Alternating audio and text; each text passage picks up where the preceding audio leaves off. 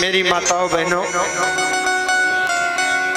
इस जीवन रूपी रथ के गाड़ी के दो पहिए हैं जो पति पत्नी के रूप में किसी लक्ष्य की ओर चलते हैं। मैंने एक दिन बात बताई थी कि राम जी ने वचन दिया था, राम के जीवन में दूसरी पत्नी नहीं आएगी। कभी कभी माताओं बहनों, आप लोग ध्यान से सुनिएगा, आपको लक्ष्य लेकर थोड़ी सी बात होगी। कभी कभी ऐसा होता है कि पति के खूब भंडार भरे हैं, खूब बढ़िया करोड़ों का लाखों का आना जाना हो रहा है, खूब कहो कि मुझे 10 तोला का हार आ जाए तो 20 तोला का लटका देते हैं। लेकिन किसी कारण बस देखिए, ये जो संबंध होता है पति पत्नी का, ये केवल धन के आधार पर नहीं टिका। कभी कभी ऐसा होता है, उतार चढ़ाव का समय है और हमारे पास में धन नहीं है और हम पत्नी को प्रसन्न करना चाहते हैं। महत्व धन का नहीं है, महत्व भावना का है। राम जी जब जंगल में गए हैं, राम जी 1 तोला सोना लेके नहीं गए, 10 रुपया लेके नहीं गए, कोई हीरे जवाहरात सोना चांदी लेके नहीं गए, कीमती कपड़े लेके नहीं गए। ऋषि मुनियों की तरह मृगशाला की लंगोटी लगा कर गए, कपड़ों के छाल लपेट कर गए हैं और सीता जी के से प्रेम करना है, सीता जी का सम्मान करना है। राम जी ने क्या किया, जंगल से कुछ तिनका तोड़ लाए, सीके तोड़ लाए और फूल तोड़ लाए और उसको गूंथ करके गहना बना दिया और सीता जी का श्रृंगार कर दिया और सीता जी ने भी ये स्वीकार कर लिया। मेरी माताओं बहनों बहुओं बेटियों, ये कथा नहीं है, ये जीवन सुधार का प्रयास है। सोना किसको अच्छा नहीं लगता, लेकिन अगर समझ लेना कि पति की नौकरी ठीक नहीं है, सैलरी नहीं मिल रही, खेती किसानी करने में, खेती में इस साल पैदा नहीं हुआ या दुकान व्यापार करने में घाटा लग गया है, तो ये जिद मत करना कि 5 तोला का हार बनवाओ, नहीं प्राण दे दूंगी। ये जिद न करना, तुम भी सामंजस्य बनाना। अगर वो फूल भी लगा दे आपके गहने ऊपर शरीर में, तो यह मान लेना कि 2 करोड़ का हार मिल गया, क्योंकि पति का प्रेम मिल गया, पति की भावना। ये संतुलन है, ये राम जी की कथा शिक्षा दे। मैं विद्वानों की दृष्टि से एक बात कहूं, विद्वानों के लिए मैं केवल शब्द दिया करता हूं, प्रयास करता हूं, एक शब्द का महत्व है। राम जी ने सीता जी को जब फूलों के आभूषण बना के पहनाए तो उसमें एक शब्द विशेष, सीता ही पहिराए प्रभु। पहिरा तो सब कोई सकता है, लेकिन राम जी ने जब सीता जी को पहनाया तो विशेष शब्द, सीता ही पहिराए प्रभु सादर। हमारे पास सोना नहीं है, लेकिन पति भी पत्नी का आदर कर रहा है, सादर। पति भी पत्नी का आदर करे, उसको दासी मान करके उसको उपेक्षा न करे, ये रंग सादर आदर की भावना है।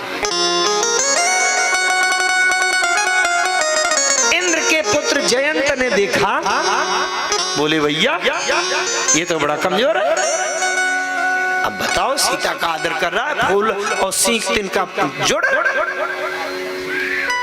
सुरपति सुत धरि बाय सवेखा, सठ चाहत रघुपति सुत धरि बाय सवेखा, सठ चाहत रघुपति बल देखा। जिन पिपीली का सागर था, जिन पिपीली का सागर था, आमंदवती पावन चाहा। आमंदवती पावन चाहा,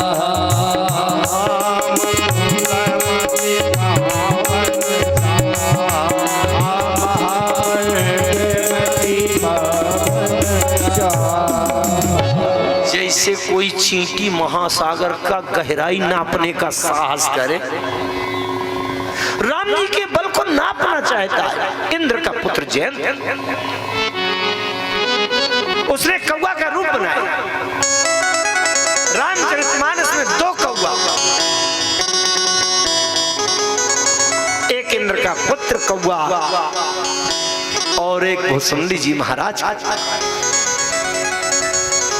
कौवा का रूप बनाया और उसने जाकर के क्या किया,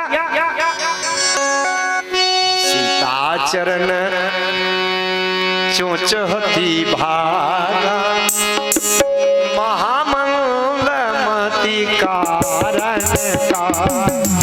सीता चरण चोचे हरि भागा, महामंगलमती कारण का।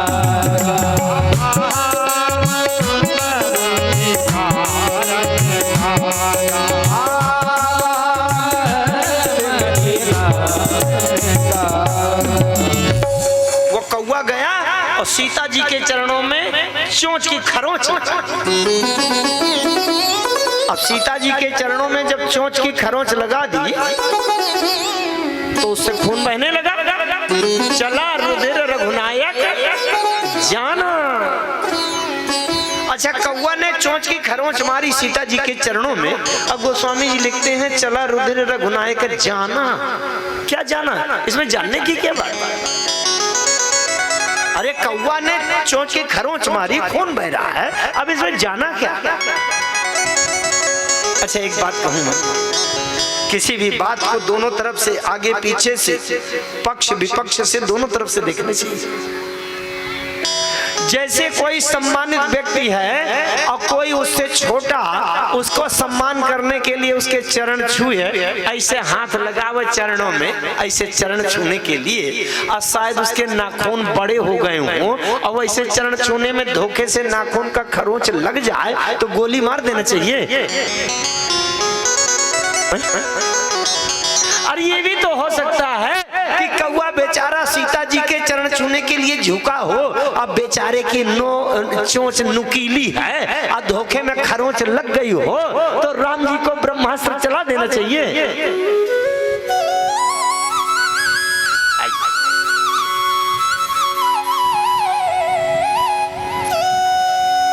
सब लोग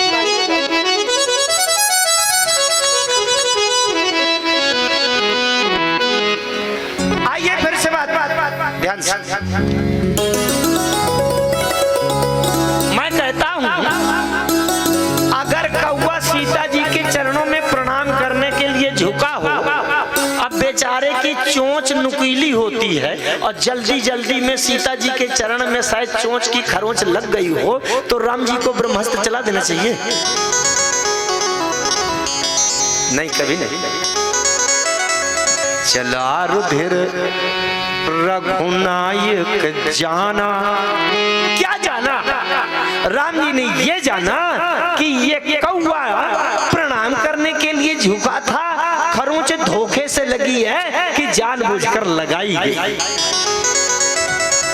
और राम जी ने जाना, क्या जाना कि इसने जानबूझकर खरोंच लगाई है। क्यों लगाई है? कि सठ चाहत रघुपति बल देखा। अब ये मेरा बल देखना चाहता है। अच्छा, देखना चाहता है तो मैं भी दिखाना चाहता हूँ। अच्छा, जिसको हम बल दिखाना चाहते हैं उसका जिंदा रहना बहुत जरूरी है। अगर वो मर जाएगा तो बेचारा क्या देखेगा बल। अच्छा, राम जी ये भी तो कर सकते थे ना कि उनका तरकस रखा था और सारंग धनुष रखा था, सारंग धनुष में तरकस से बाण निकालते वैसे चला देते तो जिंदा बचता। अच्छा, मर जाता तो बल कैसे देखता। राम जी ने भी पक्का कर लिया कि जब ये सठ चाहत रघुपति बल देखा, ये अगर बल देखना चाहता है तो मैं भी इसको दिखाना चाहता हूँ। अच्छा, जब बल दिखाना हो तो बहुत बड़ा हथियार नहीं चलाना चाहिए, छोटा वाला चलाना चाहिए। भागवत में कथा आती है, वो कथा तो नहीं सुनाऊंगा, एक स्मरण दिला दूंगा, जिसने सुनी हो कि वो जान जाएगा। और जब कभी भागवत कथा, एक बात बताऊं, मुझे स्मरण भी आएगा। हमारे पास वो बैठे हैं कि नहीं, श्री कुंज बिहारी मिश्रा जी कहाँ हैं? अभी तो आए थे। अच्छा, उस गांव का कौन, क्या नाम है? यहाँ से 1-1.5 किलोमीटर पर है, कोई जानता है? अच्छा, वो खड़े हैं उधर उधर उधर, जरा देखिए आप पहचानिए। श्री कुंज बिहारी मिश्रा जी का प्रस्ताव आया है हमारे लिए कि गुरुजी आपसे भागवत कथा सुनना है उनको, और उनके यहाँ श्रीमद् भागवत कथा होगी। आगे जो कुंवर के महीने में पितृ पक्ष आएगा, अपने पितरों की शांति संतुष्टि के लिए श्रीमद् भागवत कथा का आयोजन कराएंगे श्री कुंज बिहारी मिश्रा जी। अभी यहाँ आप लोग राम कथा सुन रहे हैं और फिर वहाँ भागवत कथा सुनेंगे, तब सभी कथाओं के प्रसंग आप विस्तार से सुनेंगे। समय आने पर वो सबको सूचना, प्रचार प्रसार जो कुछ भी होगा उनके स्तर से, अपने ढंग से वो करेंगे। आप सब लोगों को सूचना मिलेगी, लेकिन उस कथा में पहुंचिएगा, वहाँ भागवत कथा। तो भागवत कथा में एक प्रसंग आता है कि एक बार महर्षि दुर्वासा महाराज अम्बरीश से क्रोधित हो गए थे और उनको अपना बल दिखाना चाहते थे, तो हाथ पांव नहीं चलाया, अपने सिर का एक बाल उखाड़ा और बाल उखाड़ के धरती पर पटक दिया और एक कृत्या नाम की वो राक्षसी प्रकट हो गई जो पूरे संसार को नष्ट कर सकती थी। ये बल दिखाने के लिए बहुत हल्की चीज सठ चाहत रघुपति बल देखा, और राम जी बल दिखाना चाहते हैं, इसलिए चला रुधिर रघुनायक जाना और सीख धानो सहायक चला रुधिर रघुनायक जाना, सीख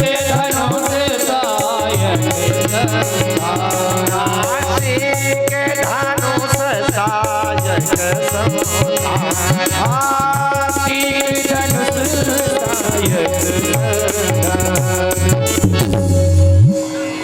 जो बहुत तात्विक बात समझने के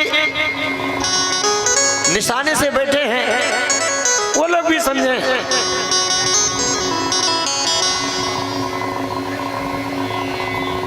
राम जी के पास वही सीख है तिनका। वाह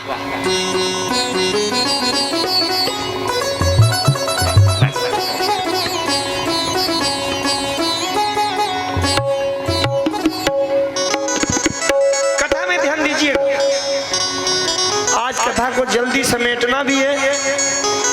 8:20 तो अभी हो गया। अब राम जी बेड़ा पार करेंगे जैसा होगा, लेकिन ध्यान से कथा में एकाग्रता करिएगा। सीख धनुष सहायक संधाना, मैं विशिष्ट प्रबुद्ध वर्ग से भी कहता हूं, जरा ध्यान एकाग्र रखेंगे। राम जी के हाथ में वही सीख, वही तिनका है। सीता भक्ति है, राम जी के पास दूसरी वस्तु नहीं है। वही सीख, वही तिनका भक्ति की सीता के लिए आभूषण गहना बन जाता है, लेकिन अगर दुष्ट दृष्टि से वही वो जयंत आता है तो वही सीख वही तिनका जयंत के लिए ब्रह्मास्त्र बन जाता है। राम जी के पास दूसरी चीज नहीं है, यह हमारी दृष्टि की भावना से ही उसका व्यवहार अलग अलग। राम जी के हाथ में तो वही तिनका है, अगर हमारी भावना अच्छी होगी तो वही हमारा श्रृंगार बन जाएगा, गहना बन जाएगा। और हमारी दृष्टि अगर कुत्सित भावना होगी, जयंत की तरह होगी, तो वही प्राणों का आफत बन जाएगा, प्राण बचाना मुश्किल पड़ जाएगा। राम जी ने क्या किया, एक सींग का ऐसे टेढ़ा करके धनुष बनाया और दूसरा सींग तिनका ऐसे करके यूं कर दिया। अब वो तिनका चला। प्रेरित मंत्र ब्रह्म सरधावा, प्रेरित मंत्र ब्रह्म सरधावा, प्रेरित ब्रह्म सरधावा, प्रेरित मंत्र ब्रह्म सरधावा। चला भाली बा यश भय पावा, चला भागी बा यश भय पावा, प्रेरितम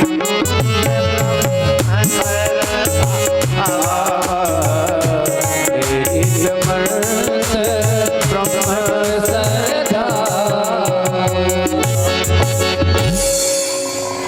अब मंत्र से प्रेरित होकर वो सीख जो तिनका था वो ब्रह्मास्त्र बन गया। धारी निज रूप गयो पित पाही, जयंत ने अपना रूप धर लिया वही असली वाला। अब कहाँ गया, पिताजी के पास गया। पिताजी कौन, वो इंद्र का पुत्र है तो इंद्र के पास गया।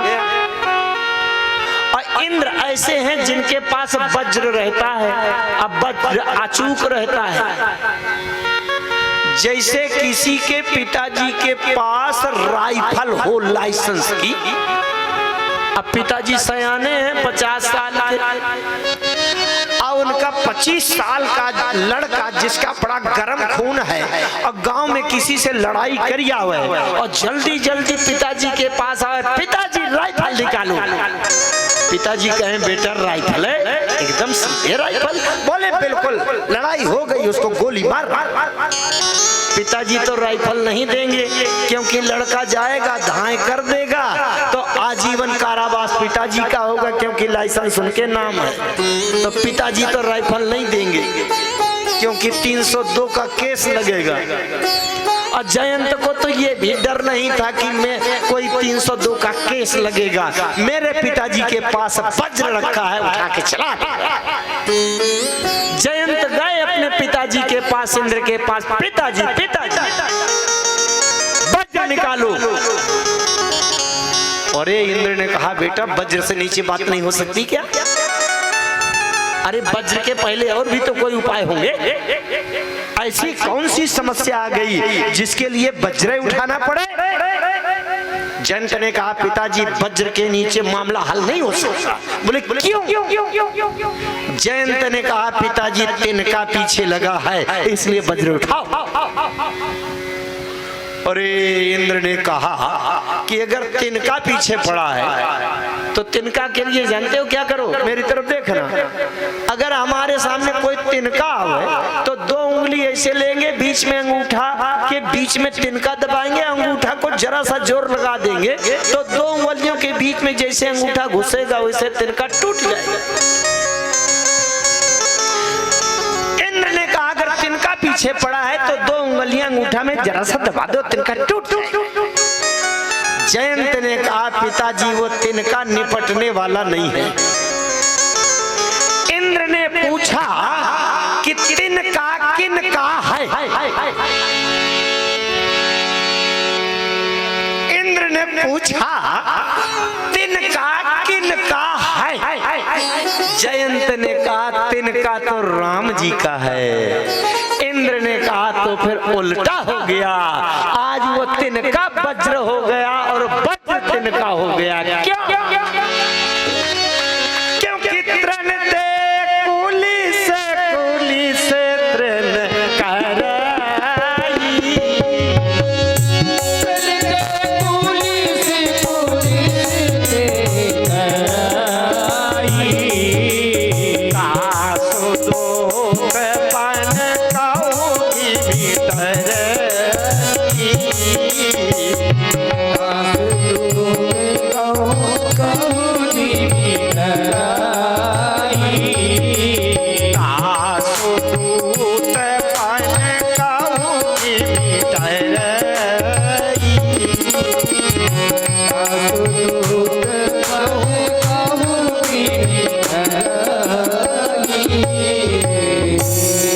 जयंत ने कहा तो पिताजी एक कमरे में मुझे छुपा लो या थोड़ी देर रुक जाऊं, एक गिलास पानी ही पी लूं। इंद्र ने कहा बिल्कुल नहीं, तुरंत भागो। अगर कोई कत्ल करके आ जाए और पीछे पुलिस लगी हो और आप उसको छुपाने का प्रयास करेंगे तो आप भी फंसेंगे। इंद्र ने कहा जैसा किया हो वैसा भुगतो, मेरे पास कोई जगह नहीं, तुम तो यहाँ से जाओ। अरे धरिन जरूप गयो पित पाही, धरिनी जरूप गयो